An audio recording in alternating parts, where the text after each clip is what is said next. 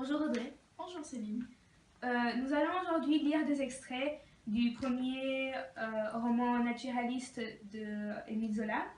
Et je vais te poser alors quelques questions et tu me réponds en faisant une critique. Ouais. D'accord. Commençons alors. Le premier passage est un extrait de la préface de la deuxième édition. J'ai voulu étudier des tempéraments et non des caractères.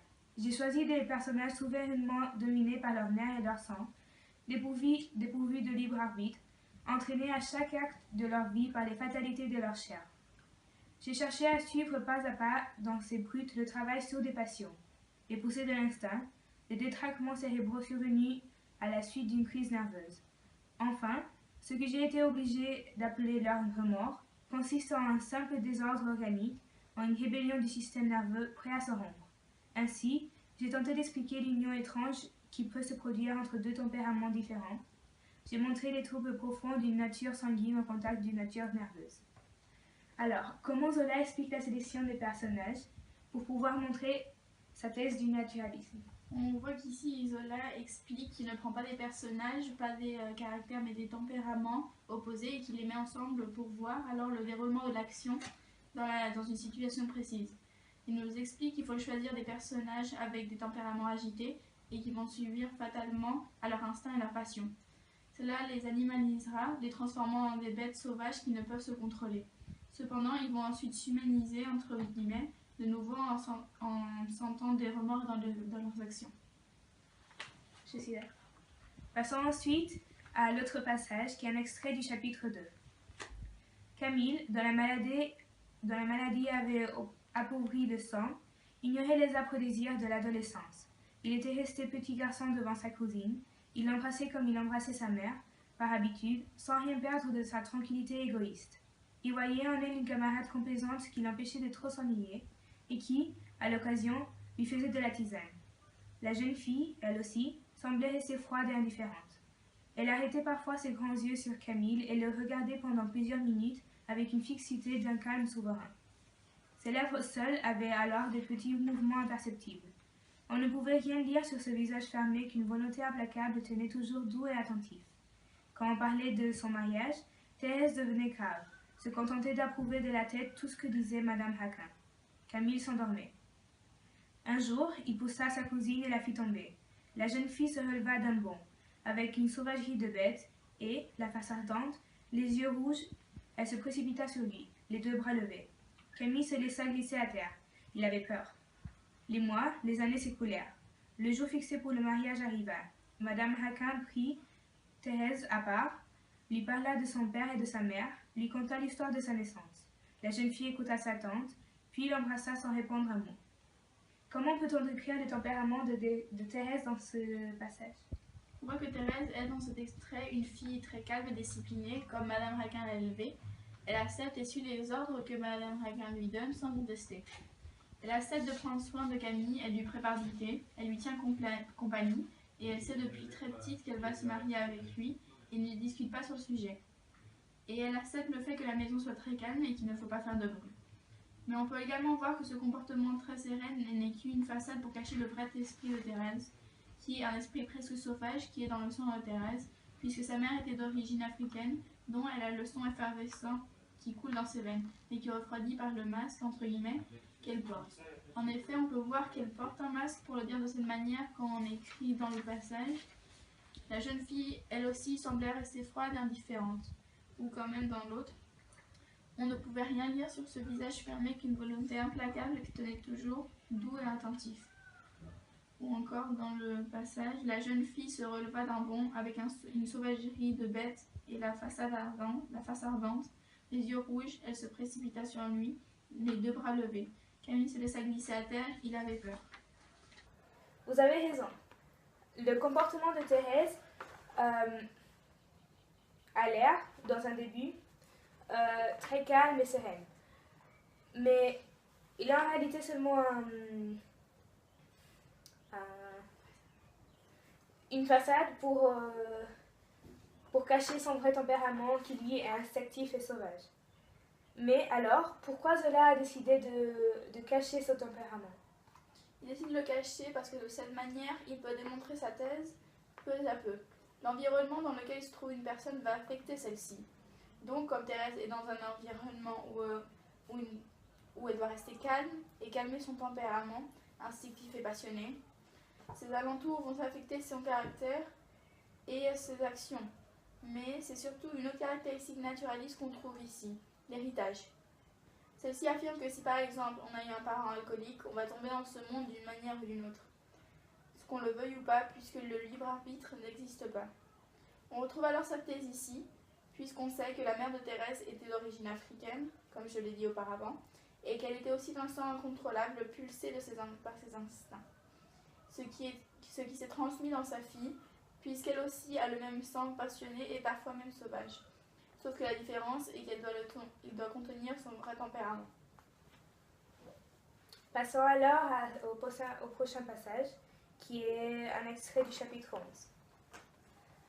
La barque allait s'engager dans un petit bras, sombre et étroit, s'enfonçant entre deux îles. On entendait, derrière l'une des îles, les chants adoucis d'une équipe de canotiers qui devaient remonter la Seine. Au loin, en amont, la rivière était libre.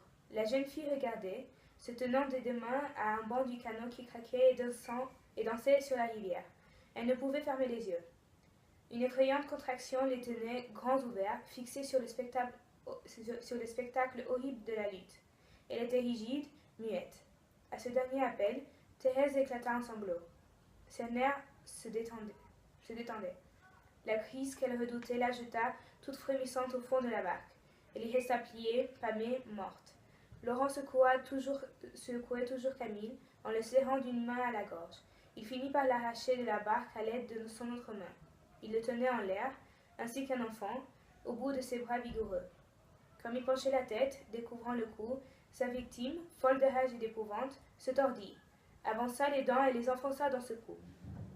Et lorsque le meurtrier, retenant un cri de souffrance, lança brusquement le commis à la rivière, les dents de celui-ci lui emportèrent un morceau de chair. Camille tomba en poussant un hurlement. Il revint 2 ou 3 fois sur l'eau, jetant des cris de plus en plus sourds. Laurent ne perdit pas une seconde. Il releva le collet de son paletot pour cacher sa blessure. Puis, il saisit entre ses bras Thérèse évanouie, fit chavirer le canot d'un coup de pied et se laissa tomber dans la Seine en tenant sa maîtresse. Il la soutint sur l'eau, appelant au secours d'une voix lamentable. Les canotiers, dont il avait entendu les chants derrière la pointe de l'île, arrivaient à grands coups de rame. Ils comprirent qu'un malheur venait d'avoir lieu. Ils offrirent le sauvetage de Thérèse, qui coucha sur un banc, et de Laurent qui se mit à désespérer de la mort de son ami. Il se jeta à l'eau, il chercha Camille dans les endroits où il ne pouvait l'être, il revint en pleurant, en se tordant les bras, en s'arrachant les cheveux. Les canotiers tentaient de le calmer, de le consoler. Donc, en quoi ce passage est-il naturaliste? Premièrement, on peut affirmer que le cadre spatio-temporel n'est pas choisi aléatoirement, car on voit une scène qui se présente parfaite pour réaliser un crime. Une rivière qui cachera le corps très facilement, loin de la rive, loin des regards, cachée entre deux îles qui donne une impression de réel, car une personne qui commet un crime va se soucier de tout pour ne pas être vue. De plus, le narrateur ne présente aucun jugement lors de décrire la mort de Camille, qui est détaillée précisément. Le lecteur a alors l'impression d'être en train d'assister à la mort de Camille à cause du détail de la description et du manque de jugement de la part du narrateur. Je suis complètement d'accord. Passons ensuite au prochain passage, qui est un extrait du chapitre 13. Camille était une nymphe. Il avait séjourné 15 jours dans l'eau. Sa face paraissait encore ferme et rigide. Les traits s'étaient conservés. La peau avait seulement pris une teinte jaunâtre et boueuse. La tête, maigre, osseuse, légèrement tuméfiée, grimaçait. Elle se penchait un peu, les cheveux collés aux tempes, les paupières levées, montrant le globe blafard des yeux. Les lèvres tordues, tirées vers un des coins de la bouche, avaient un ricanement atroce. Un bout de langue noirâtre apparaissait dans la blancheur des dents. Cette tête, comme tannée et étirée, en gardant une apparence humaine, était restée plus effrayante de douleur et d'épouvante. Le corps semblait un tas de chair dissoute. Il avait souffert horriblement. On sentait que le bras ne tenait plus.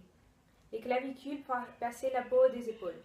Sur la poitrine verdâtre, les côtes faisaient des bandes noires. Le flanc gauche, crevé, ouvert, se creusait au milieu des lambeaux d'un rouge sombre. Tout le torse pourrissait. Les jambes, plus fermes, s'allongeaient, plaquées de taches immondes. Les pieds tombaient. Laurent regardait Camille.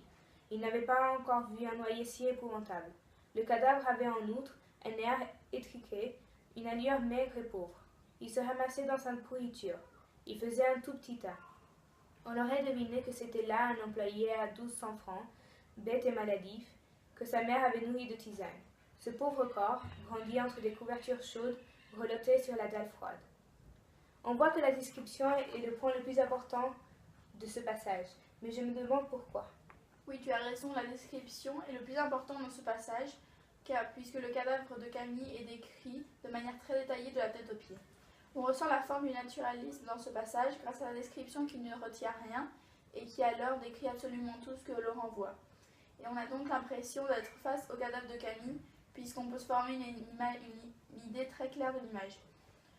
On nous donne même des détails sur les conséquences de la mort sur lui, sur son visage. Tout cela va donner une impression très réelle. Je suis d'accord.